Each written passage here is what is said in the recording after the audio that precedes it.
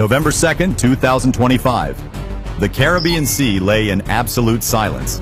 Beneath a black horizon, USS Knights, an Arleigh Burke-class destroyer valued at $2.5 billion carrying 1,000 sailors, was on a routine humanitarian mission, assisting two civilian oil tankers reporting engine failure 34 nautical miles off the Venezuelan coast.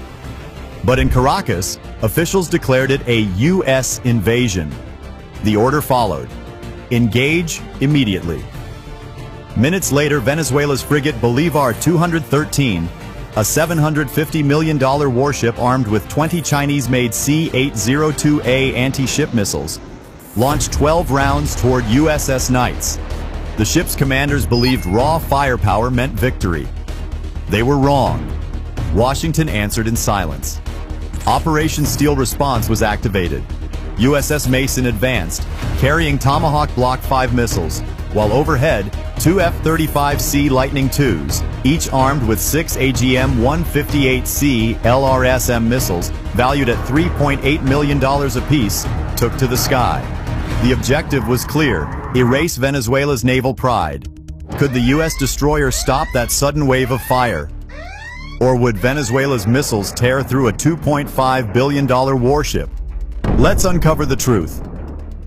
At 4:18 a.m. on November 2, 2025, the USS Knights moved silently through the dark waters of the southern Caribbean. As a $2.5 billion Arleigh Burke-class destroyer carrying 1,000 sailors, it was conducting a routine patrol. Its mission was simple: to assist two civilian oil tankers reporting engine trouble to the south after receiving distress messages from stranded crew members.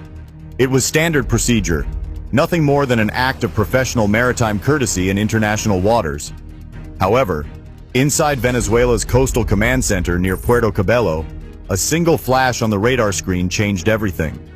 A fast-moving contact appeared 34 nautical miles off their coast, legally permissible, yet politically explosive. Within 90 seconds, senior officers labeled it an intrusion. A U.S. warship is approaching the territorial boundary, the report read. Admiral Rafael Morales, known for his uncompromising directives, did not hesitate. He ordered an active interception. His response?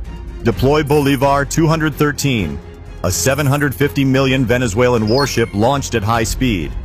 It was equipped with 20 C-802A anti-ship missiles manufactured by China, each capable of flying at Mach 2, skimming the sea just 5 meters above the surface. These missiles were designed to sink aircraft carriers. A single one could tear a destroyer in half. Aboard the Knights, radar operators detected the Venezuelan ship accelerating, 12 nautical miles, then 22, then 26, in less than 4 minutes, racing straight toward them. The commanding officers ordered clear, calm radio transmissions in both English and Spanish. Venezuelan Navy vessel, this is USS Knights. We are operating in international waters. Silence. No response, no acknowledgement. Only the radar return. Brighter, closer, more deliberate. At 4:32 a.m., without warning or negotiation, Bolivar 213 launched 12 anti-ship missiles in a coordinated attack. They roared across the water, skimming at a deadly low altitude. 12 warheads, each carrying 165 kilograms of explosive, speeding toward the U.S. destroyer. This was not a misunderstanding. This was not caution. This was a deliberate act. A decision that pulled the Caribbean to the brink of war. 4:34 a.m. The moment the 12 Venezuelan missiles tore the sea, Commander Ethan Cole did not blink. With more than 3,000 hours of combat command experience, he knew hesitation would kill them all. Aboard the USS Knights, the Combat Information Center CIC sprang to life. Red lights flashed. Alarm sirens screamed down the steel corridors. Every sailor knew what that sound meant. Missiles incoming, 12 of them, closing at nearly 1,500 miles per hour. He planted himself on the bridge, his voice cutting through the chaos. Activate the Aegis combat system. All batteries online. Fire control Alpha, engage. Within 5 seconds, 20 SM-6 interceptor missiles launched from the destroyer's Mk-41 vertical launch tubes, streaking into the Caribbean sky at Mach 3.5. Each interceptor was a $4 million guided dart steered by an AI-enhanced radar array capable of locking a supersonic target within 1.5 seconds of detection. The first intercept occurred just 12.7 nautical miles from the ship's hull. Then another, and more followed. Each C-802A was successively erased in mid-air, exploding in dazzling flashes, like artificial lightning over the Black Sea. The crew counted 11 out of 12 Venezuelan missiles torn apart in the sky, bursting into blazing spheres of fire. But one missile broke through. At 4:37 a.m., the final C-802A slammed into the Knight's aft repair deck, detonating at the waterline. The blast ripped open part of the maintenance bay, shearing away backup hydraulic assemblies, steel fittings, and electrical pallets like shrapnel. A wave of heat and overpressure washed across the deck. Fuel tanks ruptured, producing a fireball burning at 1,400 degrees Fahrenheit, 730 degrees Celsius. 2 sailors were trapped within the blast radius, suffering third-degree burns. 10 others were wounded by flying debris, including a petty officer who lost hearing in his left ear. Within 40 seconds, damage control teams Bravo and Delta sealed the deck, firefighting systems activated, and CO2 foam was sprayed into the area to smother the blaze. Medical personnel carried the wounded out amid the wailing alarms. Despite the chaos, the ship held. The Knight's armored hull, reinforced with Kevlar cladding, absorbed the impact. Power remained online. Propulsion remained functional. The Knights, wounded but alive, continued to fight. From the CIC, encrypted video and sensor data streamed directly to the Pentagon via secure satellite link. By 5 a.m., real-time footage of the missile strike was playing on screens inside the White House Situation Room. Flames, smoke, the stars and stripes flickering above a scarred deck. President Trump watched the blaze light the ship's deck. In the corner of the room, General Robert Hastings, Chief of Naval Operations, leaned forward and spoke words that changed the tone of the morning. "They fired on our ship without cause. This is not a mistake. This is a declaration." In that instant, a $2.5 billion destroyer had survived the unthinkable. Washington's patience had not. The orders were clear, ready to respond. The next move would not be defensive. It would be revenge. Would America answer with a measured hand, or a hammer that the Caribbean would never forget? At 5:45 a.m., the smoke aboard the USS Knights had cleared, but Washington's anger had not. Inside the White House Situation Room, intelligence screens showed a smoking deck, 2 wounded sailors, and irrefutable evidence. The attack was deliberate. President Donald Trump signed an emergency order under Article 51 of the United Nations Charter. Restore deterrence. Do not escalate beyond the shore. The Pentagon's codename, Operation Steel Response. At 5:48 a.m., an encrypted order was sent to the USS Mason, another Arleigh Burke-class destroyer, positioned 170 nautical miles east of Barbados. Its mission? Steam west toward the Delta Caribbean area at high speed and prepare to engage. At the same time, at Naval Air Station Cecil Field, Florida, 2 F-35C. Lightning IIs launched into the dawn. Each carried 6 AGM-158 CLRASMS. Each missile worth $3.8 million and capable of striking targets up to 300 miles away. Their total load, nearly 2,000 pounds of precision-guided warheads, was now pointed at the Venezuelan coastline. Meanwhile, U.S. Space Command satellite imagery confirmed Bolivar 213 was withdrawing toward La Guaira Naval Port, leaving a trail of smoke. Inside Mason's command center, Captain Trent McAllister watched the feed closely, eyes fixed. They're retreating, but they're still armed. We will interdict before they can rearm. At 6:27 a.m., the fleet reached engagement range, 38 nautical miles off Venezuela's waters. Communications were maintained. All transmissions were recorded as evidence of restraint. Surveillance drones streamed intelligence directly to Washington and Norfolk. Every move was tracked. Every signal was logged. The objective was not only retaliation, it was proof. At 6:31 a.m., the Caribbean crossed the red line. Defense shifted to offense. Destroyers locked coordinates. F-35Cs switched to low observable mode, invisible to radar. Every calculation was cold. Every move cautious. No emotion, no conjecture. The U.S. Navy was about to respond with precision fires. Not revenge, But correction. Stay with me. The retaliation you're about to see changes everything. 7:10 a.m. The Caribbean horizon burned orange, not from sunrise but from the shadow of war. The USS Mason had reached the 34 nautical mile line off the Venezuelan coast, where the boundary between restraint and retribution had vanished. Aboard, 250 sailors stood at full combat readiness. This was not diplomacy. It was a chess match played with missiles. The Venezuelan frigate was now racing west toward La Guaira at 33 knots, its radar crew still cautious of other threats, when they detected a strange signal nearby. But they were confident in their final layer of defense. That confidence showed on their faces. Laughter was said to echo through the comms room. They had no idea they were walking into a trap. In a multi-layered deception maneuver, at 7:18 a.m., the Mason fired 7 Tomahawk Block 5 missiles, not to destroy, but to provoke.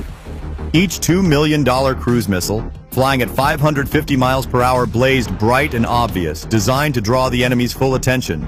And it worked. The trap had sprung. The Venezuelan defense teams panicked, launching 14 surface-to-air missiles in under 85 seconds, nearly 70% of their remaining air defenses. Sensors confirmed it. The missiles had exploded.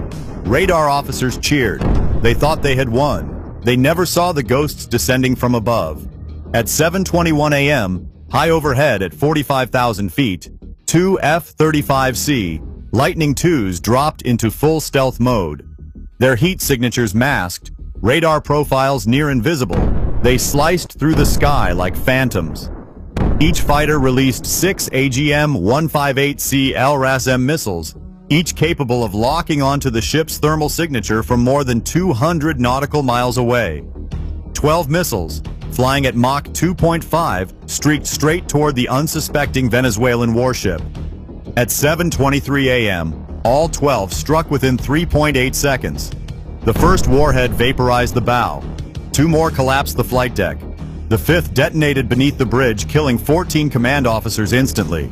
The final missiles exploded below the waterline, a combined blast equivalent to 2,500 kilograms of TNT.